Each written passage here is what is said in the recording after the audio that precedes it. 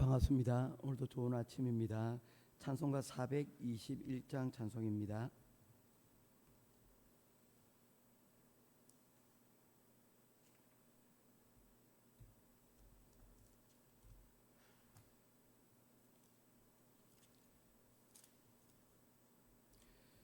내가 예수 믿고서 죄 사함 받아 나의 모든 것 다 변했네.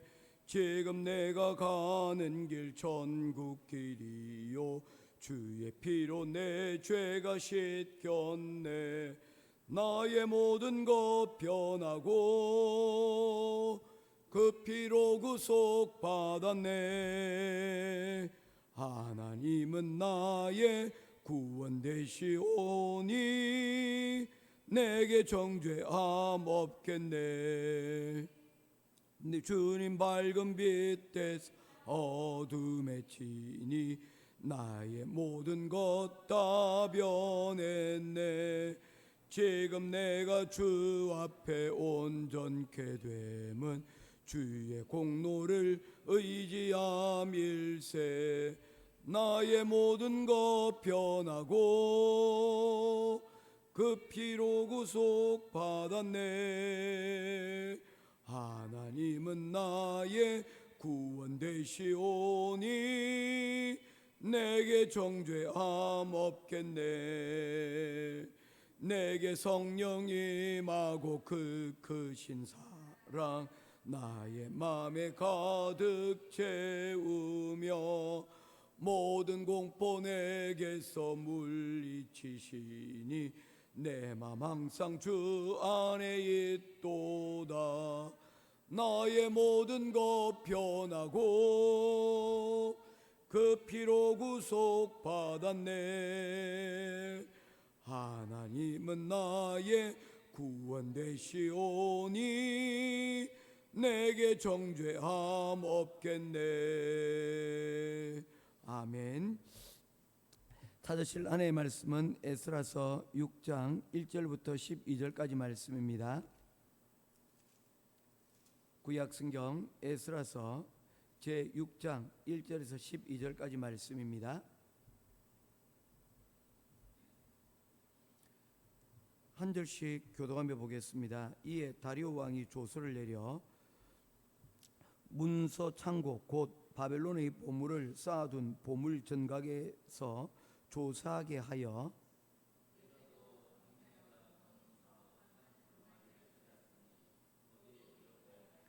고레스 왕 원년에 조서를 내려 이르기를 예루살렘에 있는 하나님의 성전에 대하여 이르노니 이 성전 곧 제사 드리는 처소를 건축하되 지대를 견고히 쌓고 그 성전의 높이는 60규빗으로 넓이도 60규빗으로 하고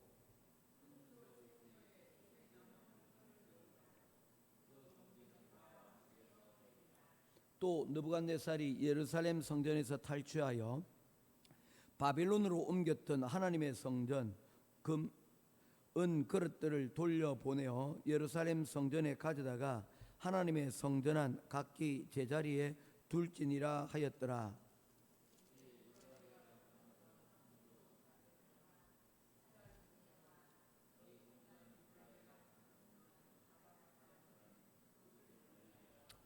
하나님의 성전 공사를 막지 말고 유다 총독과 장로들이 하나님의 이 성전을 제자리에 건축하게 하라.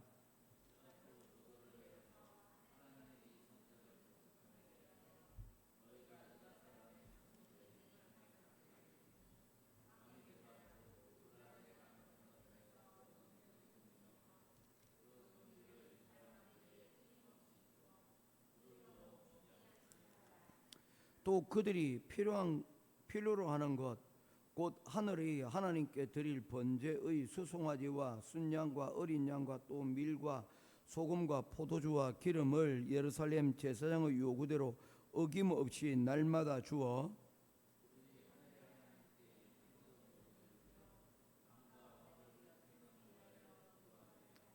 내가 또 명령을 내리노니 누구를 막론하고 이 명령을 변조하면 그의 집에서 들보를 빼내고 그를 그 위에 매어 달게 하고 그의 집은 이로 말미암아 거름더미가 되게 하라.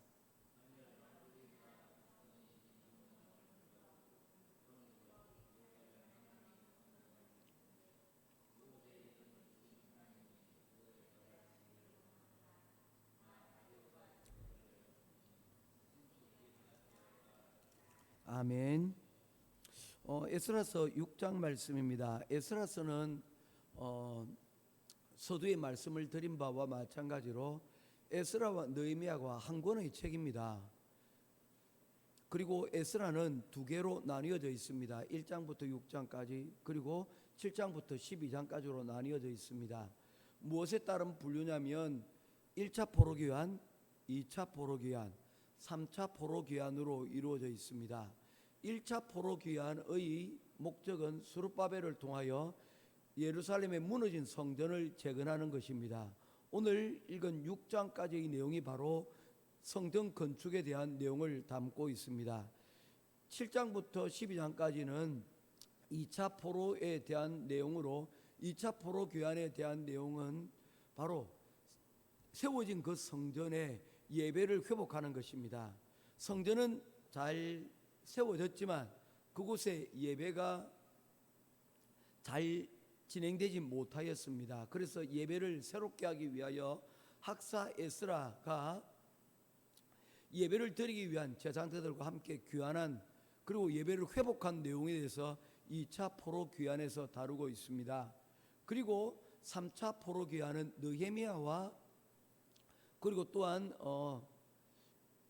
사람들이 예루살렘에 돌아와서 예루살렘 외곽에 성벽을 재건하는 일을 하고 있는 것입니다. 그래서 1차, 2차, 3차로 이루어지는 이 포로 귀환의 전체의 내용을 다루고 있는 것이 바로 에스라서와 느헤미야의 성경이라고 말할 수가 있는 것입니다. 그렇다면 이 에스라서는 언제 기록이 되었겠습니까? 느헤미야 이후에 기록이 되었다라고 여러분 보는 것이 옳습니다. 그래서 에스라 성경에 보게 되면 저 역시도 이번에 성경 말씀을 준비하면서 착각하고 넘어갔던 부분들이 있었습니다. 4장에 보게 되어지면 3장에 이 사람들이 6개월이 7개월이 지나서야 이제 성전 공사를 이제 시작을 하였습니다. 초막절 때에 그러하였다고 하였죠. 근데 그 순조롭게 진행되던 공사가 방해를 만나게 되었습니다. 르훔과 심사란 사람이 등장을 하게 되어지고 이 사람들이 조서를 올려서 성전 공사를 방해한 일에 대해서 4장에 다루었습니다. 그런데 제가 좀 내용이 이상했던 것은 성경을 어제 5장을 읽고 다시 하면서 이 성경을 다시 한번 읽어보게 되었습니다.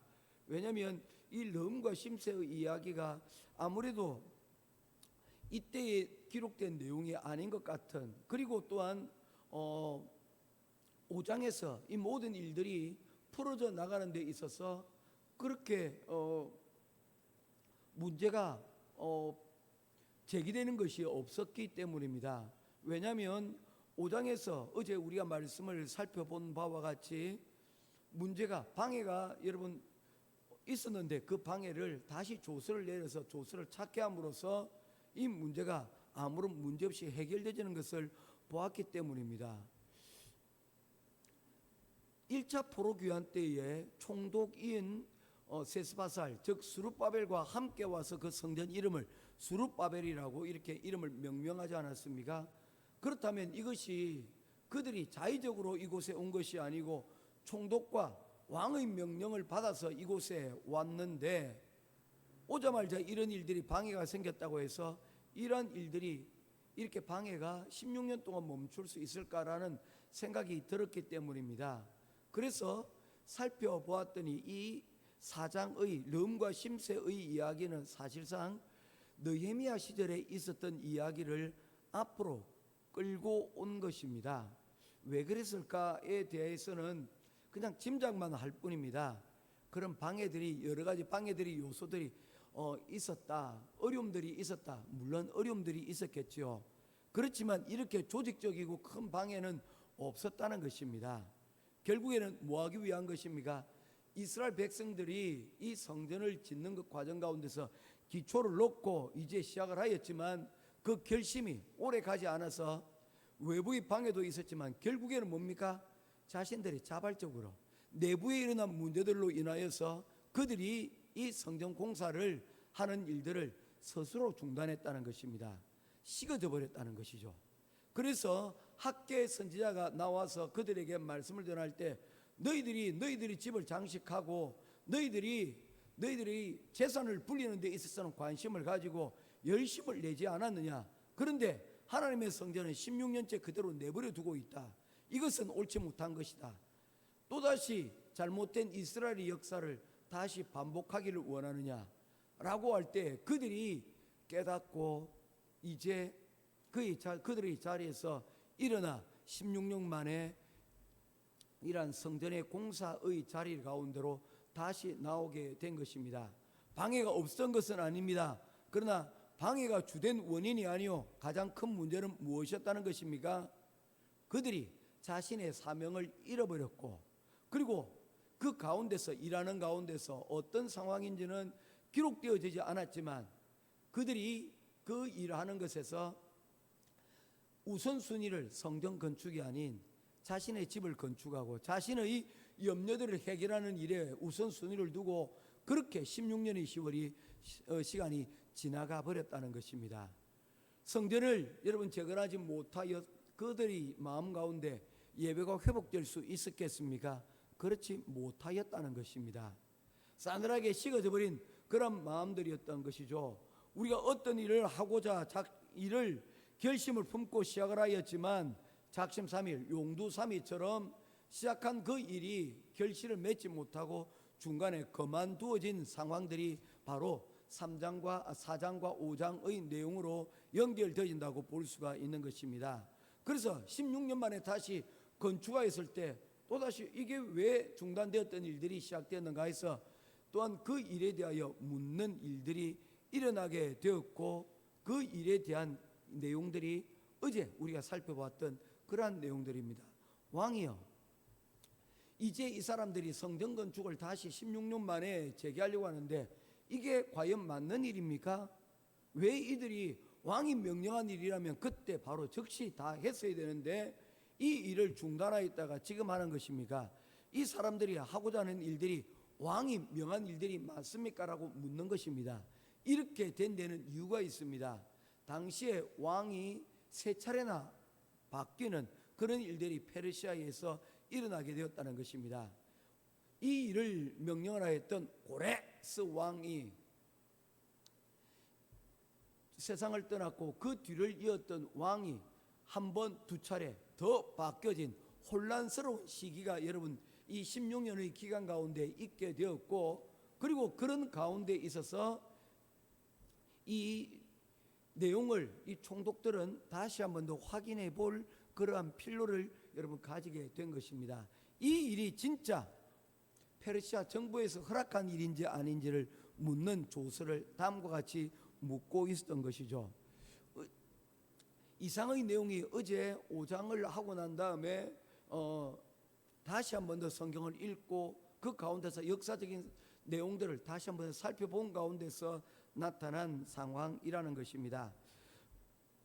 제가 다른 책들은 우선 하지 아니하고 성경만 가지고 일단은 하다 보니까 이런 가운데서 중요한 내용들을 살펴보지 못한 것 같습니다. 그런데 다행히 하나님께서 또한 성경을 읽는 가운데 5장의 내용과 같이 조합을 시키는 가운데 있어서 의문점들을 다시 조사하는 걸 통해서 정정할 부분들을 여러분 다시 정정을 하고 오늘 6장의 말씀으로 나아가게 되어집니다. 이제 6장에 다리오 왕이 그 조서를 받게 되었고 그리고 그 내용들을 다시 재검토하게 되어집니다. 그리고 6장 2절 말씀에서 그러한 조사에 한 실마리를 찾게 되어집니다. 6장 1절 제가 읽습니다. 이에 다리오 왕이 조서를 내려 문서 창고 곧 바벨론의 보물을 쌓아둔 보물 정각에서 조사하게 하여 2절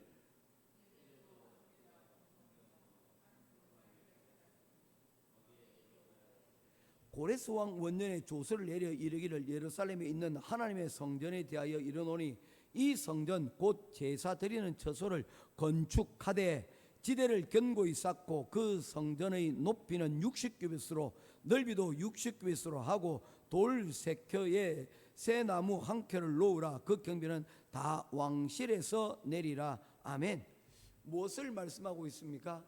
그 조서의 내용을 이 다리오 왕조차도 이미 선대 왕의 일의 내용이었기 때문에 그 자신도 그 많은 명령들 가운데서 이러한 내용을 알지 못하였던 것입니다.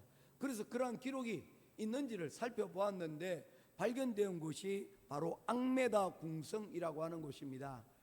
이 페르시아가 크기 때문에 여러 수도가 있었습니다.